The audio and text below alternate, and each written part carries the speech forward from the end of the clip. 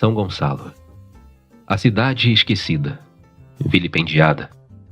Pelo último censo, feito em 2022, essa cidade tinha cerca de 896.744 pessoas. É muita gente.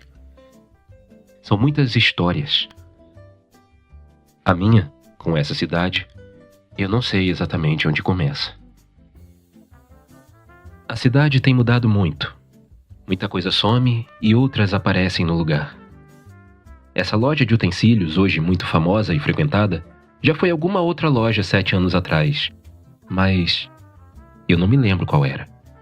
Também não me lembro qual era há 5. Nessa calçada, muita coisa já veio e depois foi embora. Bares, lojas, comerciantes. O que fez eles virem? O que fez eles irem embora?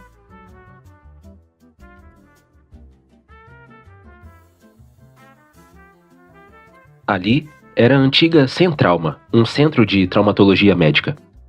Eu vim muitas vezes aqui junto com a minha avó para poder acompanhar ela em alguns tratamentos que ela fazia.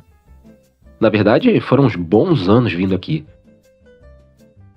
Ali do lado tinha um centro médico que tratava várias especialidades. Durante muitos anos da minha infância, eu vim aqui para tratar minhas crises alérgicas com uma doutora chamada Lúcia Helena. Sempre que eu vinha, ficava admirado com o computador dela, o teclado e principalmente a barra de espaço, que eu sentia uma vontade enorme de tocar. A Centrauma aparentemente fechou e provavelmente vai virar algum outro estabelecimento em alguns anos ou meses. Eu não sei se a doutora Lúcia Helena ainda é viva, mas o computador dela certamente não é. E esse centro em que eu me consultava com ela, eu não sei mais se ainda funciona.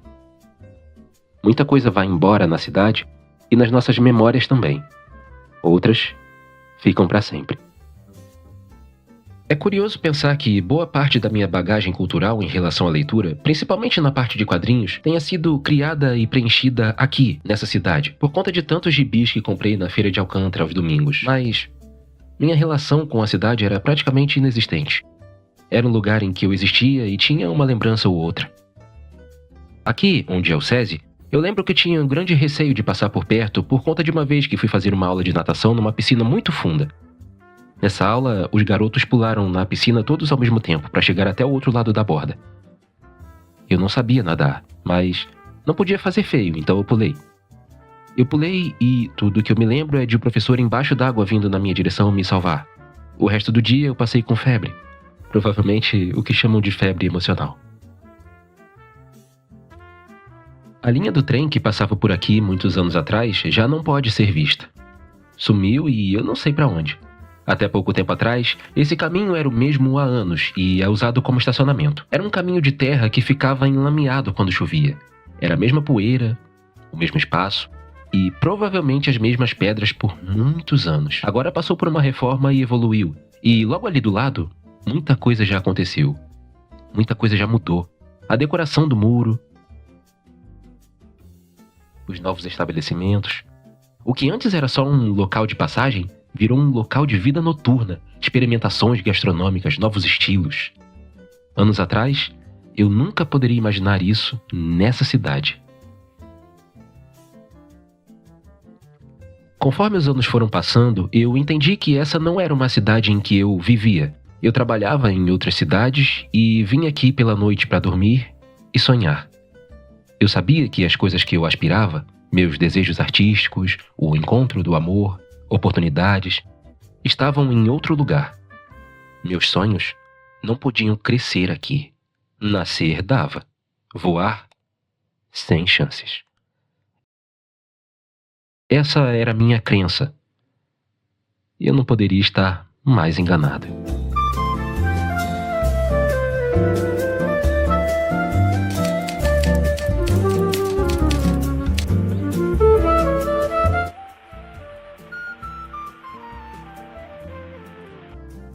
Em 2019, num salto de muita coragem, eu comecei a fazer teatro em Niterói, a cidade vizinha, numa companhia independente de teatro. Passava mais tempo ainda longe de casa, mas ficava deslumbrado com tantas descobertas, tantas fruições artísticas. E no ano seguinte, uma doença de escala global vinha com disposição para enclausurar toda uma geração em casa. Mas isso não me parou. Eu continuei fazendo teatro online junto com a minha companhia e também passei a fazer teatro de bonecos com mais alguns amigos. Eu escrevia os textos e dublava. Conforme as coisas foram voltando ao normal, eu queria mais da arte. Eu queria conhecer outros artistas, novos textos, novas vozes, ensaiar mais dias, ensaiar no domingo. Eu estava completamente apaixonado pelo teatro, pela arte.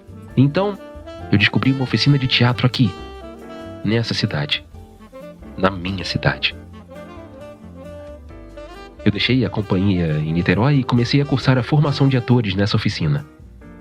Essa foi a primeira vez em que eu senti orgulho de pertencer a São Gonçalo. A fachada dessa oficina já não existe mais porque a oficina mudou de lugar. Tudo mudou, mas aquele orgulho que eu senti, de algum jeito, eu preservo até hoje. Foi só quando eu me entreguei para essa cidade que ela me entregou seus maiores tesouros: as amizades, as lembranças, as risadas, os erros, os acertos, a felicidade. Tem muita gente incrível aqui, muita gente talentosa. E as mulheres? As mulheres aqui são lindas e eu nunca antes tinha reparado. Uma delas fisgou meu coração e a minha alma de um jeito avassalador. Mesmo que as coisas não tenham dado muito certo, eu sei que foi de verdade. Eu gosto de pensar que, numa linha temporal paralela, essa história aconteceu e deu certo. Nessa linha, meu outro eu vive muito feliz com essa mulher e o eu atual, daqui, sente muito orgulho dele. Nesse momento e nesse instante, enquanto busca sua felicidade que está em outro lugar dessa linha temporal. Eu nunca pensei que, em algum dia da minha vida, iria me apresentar no Teatro Municipal de São Gonçalo, um dos maiores dispositivos culturais da minha cidade. O próprio teatro era algo que eu não notava. Era só um lugar em construção. Lembro que, um dia, passando em frente a ele, vi que estava em obra. Um tempo depois passei de novo e, em frente, já existia o esqueleto de um teatro que estava por vir. Hoje em dia, eu não consigo passar em frente a ele sem olhar, sem admirar. Aqui nessa praça eu ensaiei muitas coisas. Barrela, de Plínio Marcos, Mãe Rua, minha primeira peça apresentada no Teatro Municipal. Eu via meus amigos ensaiando outras coisas ao mesmo tempo. Molière, Nelson Rodrigues, A Família Addams. Essa cidade agora é repleta de lembranças para mim. Lembranças da volta para casa após ensaios, lembrança de vezes que acordei cedo para ensaiar, das vezes que andamos debaixo do sol saindo daqui e indo para a oficina, lembrança das risadas. A cidade tinha ganhado significado. Eu finalmente amava essa cidade.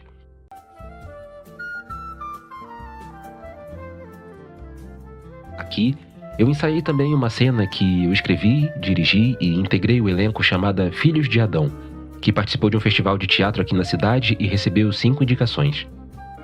As pessoas me viam como se eu, essa cena e esse elenco, fôssemos indicados ao Oscar. A verdade é que eu já me via de saco cheio.